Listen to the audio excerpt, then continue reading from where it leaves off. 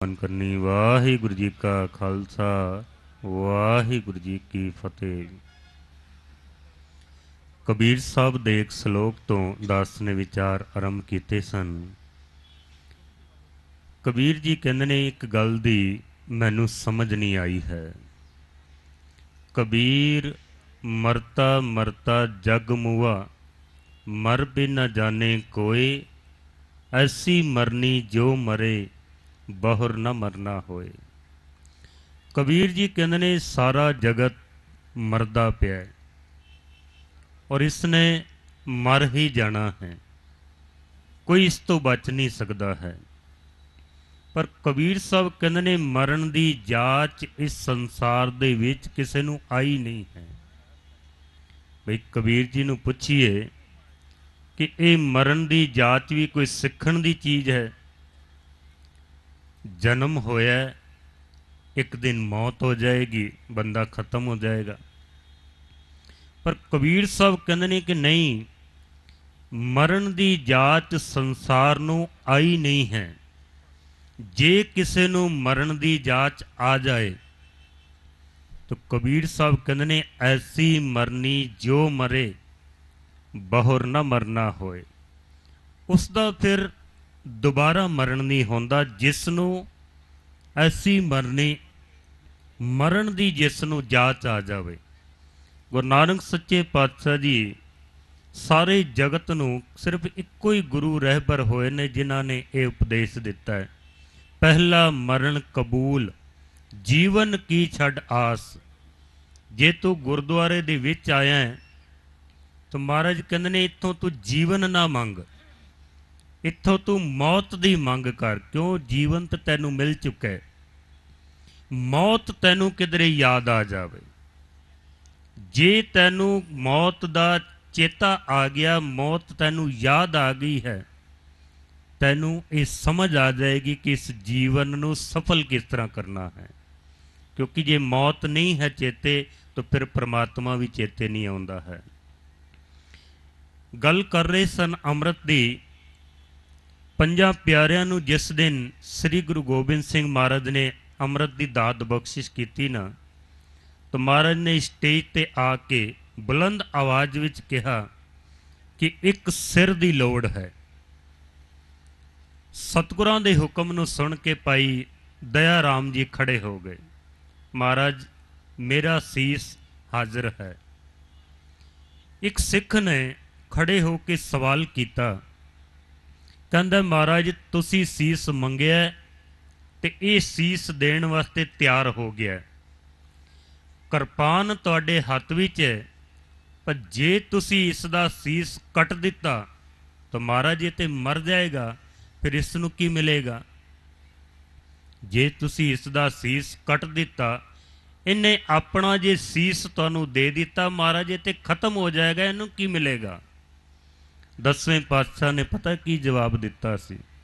सतगुर सच्चे पातशाह जी कहते ने जिस दिन कोई सिख गुरु दे चरना दे विच अपना सीस भेंट कर दिंदा है, समझ लो उस दिन उसनू एक नवा जीवन मिल जाता है।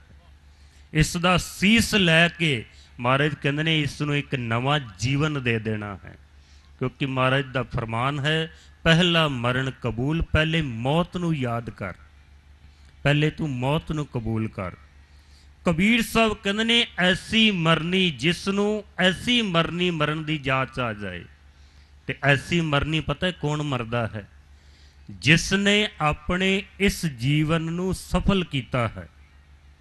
जिसने इस जीवन नू सफल नहीं ना किया उसनू मरण की जांच कदी नहीं आ सकती है।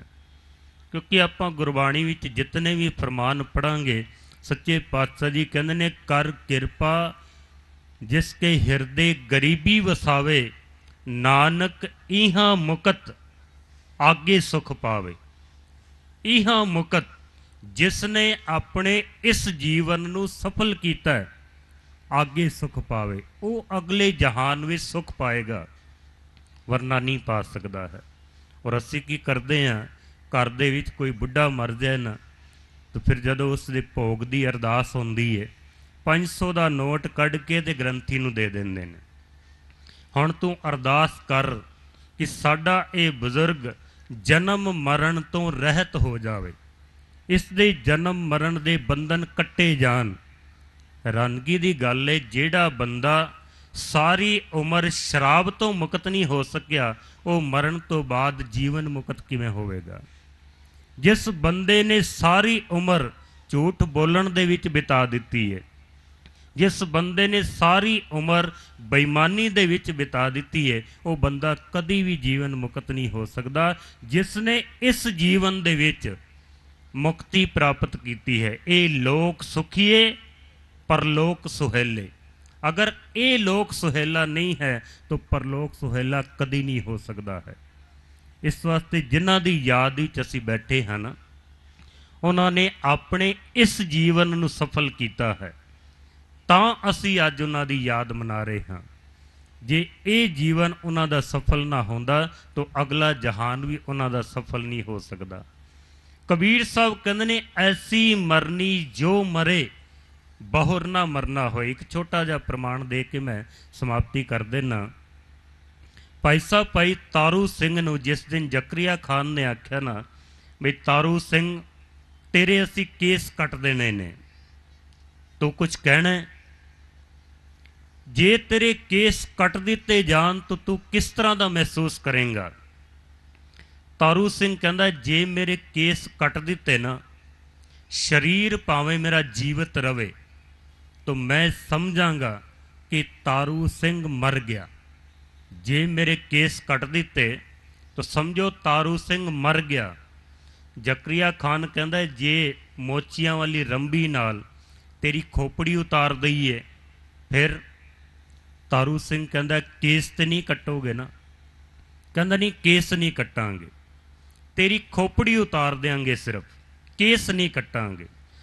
ਭਾਈ ਤਾਰੂ ਸਿੰਘ ਜੀ ਕਹਿੰਦੇ ਨੇ, ਜੇ ਮੇਰੇ ਕੇਸ ਸਾਬਤ ਰਹਿ ਗਏ, ਖੋਪੜੀ ਭਾਵੇਂ ਮੇਰੀ ਉਤਾਰ ਦਿੱਤੀ ਗਈ, ਤਾਂ ਫਿਰ ਮੈਂ ਸਮਝਾਂਗਾ ਕਿ ਇਹ ਸਰੀਰ ਭਾਵੇਂ ਮੇਰਾ ਮਰ ਜਾਏ, ਪਰ ਸਾਰੇ ਜਹਾਨ ਦੇ ਵਿੱਚੋਂ ਰਹਿੰਦੀ ਦੁਨੀਆ ਤੱਕ ਦੁਨੀਆ ਦਾ ਕੋਈ ਸ਼ਖਸ ਮੈਨੂੰ ਮਾਰ ਨਹੀਂ ਸਕਦਾ ਹੈ।